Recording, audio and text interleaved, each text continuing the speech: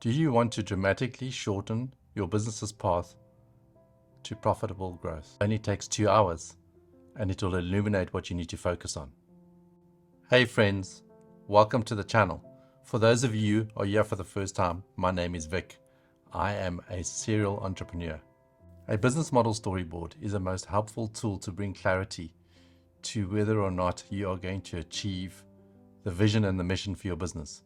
As we all know, 87% of all businesses that start within the first 3 years fail, and only 2% of the remaining 13% make it through 5 years.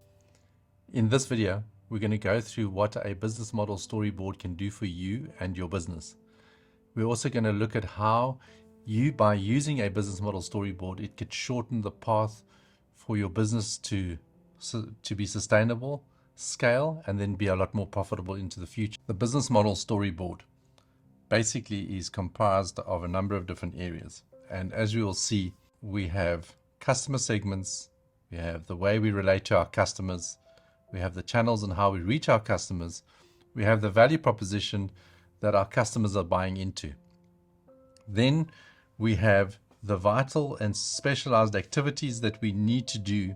These are the activities that are the differentiating activities that is going to help us win, help us give a differentiating value proposition. What are the main activities that's going to help us deliver or execute those value propositions to our customers?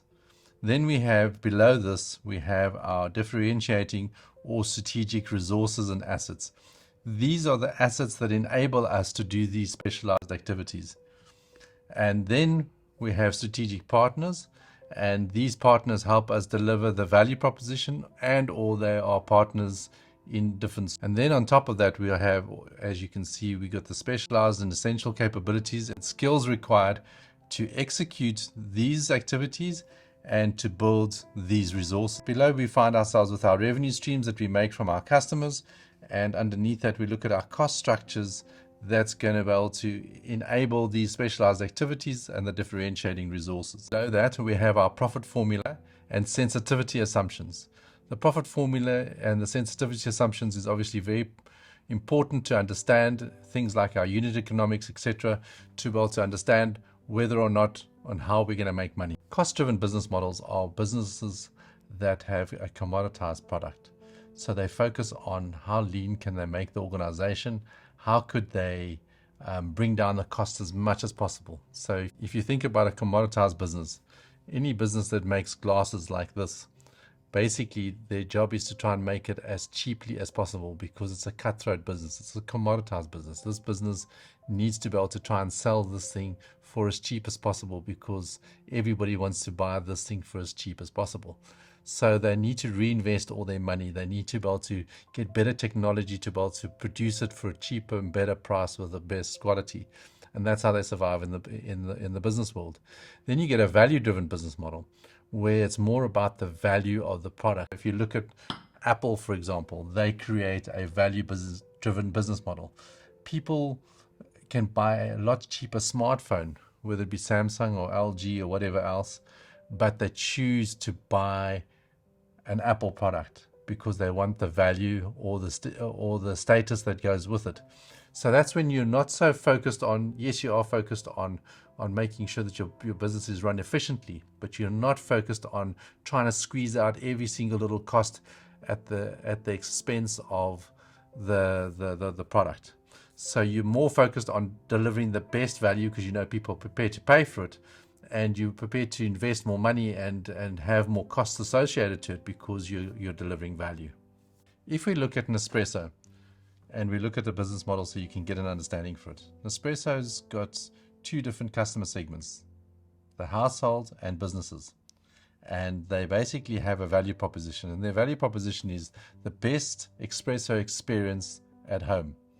So that is their value proposition. Their products, however, is an espresso machine and the Nespresso pods. And then they basically have a way of having a customer relationship with them in a locked-in ecosystem strategy. So, for example, you cannot use other coffee pods on the Nespresso machine. So they locked you into a lock-in strategy. And then they build an Nespresso club around it to try and make it as sticky as possible so that you continue using that your Nespresso machine with the pods at home, and they built a bit of a status around it. Now, the company called Nestle actually owns Nespresso, and it is their most profitable business unit to date. They've been trying to replicate it with any other product to be able to have the same thing. The last time I read up on this, it was a number of years back, but they made Nespresso over $60 billion per year. So the strategy really worked. The value proposition was really powerful. And notice this is a value-driven business model, even though they are selling coffee, which normally is a commoditized product. But they managed to take it and shift it from a commoditized product to a value-driven product. And that's why they could charge more for the coffee pods, because of the value proposition and the status and the story behind the Nespresso that they are selling. So you can see how someone took a commoditized product and turned it into a value-driven business model. And I just wanted you all to understand that. Then you can see underneath that the channels in which they reached out to their customer base. So they went through retailers, mail order, and contact centers, website, and company stores. But what you'll see very interesting around the revenue streams is they made a one-time sale on the machine, and they made recurring costs on the pod sales. But now if you come back to the other side of the equation and you look at their specialized activities, it was the production, it was marketing, and it was the distribution. But if you look at it from on the strategic partner side, you will see that the manufacturing of their machines was basically farmed out. So they basically got someone else to produce their coffee machines, and they only sold it for a markup. And you can see they also didn't grow their own coffee. So they had coffee growers that actually grew the coffee for them and took the coffee and then produced it into the pods. And you can see in the specialized activities, you can see that the strategic resources and assets over here is basically the distribution channels, obviously the patent around the pods and the manufacturing of the machines, their production facilities, the taste of the coffee, and the branding, right? Underneath that, you can see their variable costs or their cost structures, which will be the production costs of the coffee, the marketing and branding costs, and the B2C distribution costs. So I hope you can see from this specific model as an example how easy it is to be able to understand what it is that you really need to become good at. What is your value proposition? How are you going to make sure that your value proposition will actually meet your customers' demand? And how can you package it in such a way that you're not having a cost-driven business model? So we can look again back at the Apple example. Apple, for example, has an ecosystem. I'm sure if you use the Apple products yourself like I do, I have an Apple iPhone, I have HomePods, I have iPads, I have a MacBook, I have all these things. And it's an ecosystem that's very, very difficult to get out of. It's very, very sticky. So it's what I like to call a stickiness DNA. So when you can create a stickiness DNA, when you can create a community, you're actually creating more value around a product. Now, a cell phone should actually be a commoditized product. So if you look at Huawei and all these things, they are commoditized products. They don't have the value of that whole ecosystem built around them, that stickiness ecosystem built around them. And that's what made Apple differentiate themselves from a cost-driven business model to a value-driven business model. And the same thing with Nespresso. So depending on how you structure your business, how you look at your business. Now, if you look at, for example, some of the stats that was floating around towards 2016, 2018, around there on Apple and Android. So Apple produced about 17% of all the mobile phone units in the world. But of all the mobile phones sold in a year, and if you look at what was the gross profit percentage for all the manufacturers around the world, Apple made over 80% of the profit. And all the other players together, Samsung, LG, all the rest of them, all their products combined in the Android world, they had 83% of the units sold, but they only made 17% of the profit. So the question at the end of the day is, look at the difference between having a commoditized business versus having a value-driven business, a cost-driven business model versus a value-driven business model.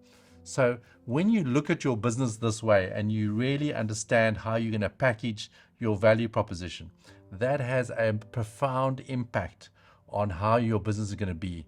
Are you going to be running around with thin margins and having to sell a lot and compete in a red ocean where you have a lot of competitors? Or are you going to take a similar product and package it differently? So the delivery mechanism of your product is very, very different.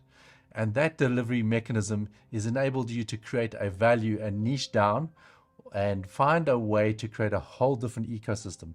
And then you can charge a premium product, a premium price for your product. And look at the profit margin difference for Apple versus Samsung versus all. It helps you to look at your business and say to yourself, what type of business do I want to have? And am I prepared to go for a commoditized business, or if I want to be able to have a premium product with a well thought through value proposition that people are willing to pay for. So friends, I thank you so much for your time. Thank you for watching, and I hope this was valuable. An exercise like this shouldn't take you longer than 2 hours. You can see it's pretty simple, pretty easily, but it will help you understand what it is you need to focus on to either have a high efficiency business in a cost-driven business model, and what you need to focus on to be able to always be at the top of your game so you can try and sell the most volume. Or if you're having a value-driven business model, what are the differentiating specialized activities and what are the resources that you need to build to enable those specialized activities to be able to deliver a valuable product and have a value-driven business model and make the premium margins. So I hope this was helpful, and let's stay in touch. Let me know in the comments below and what else you would like me to focus on in the future. I'd love you to join me in this journey of looking at the larger puzzle of being an entrepreneur and how to build this puzzle so that you can actually have profitable and scalable businesses going into the future. Thank you so much. Have a great day. Ciao.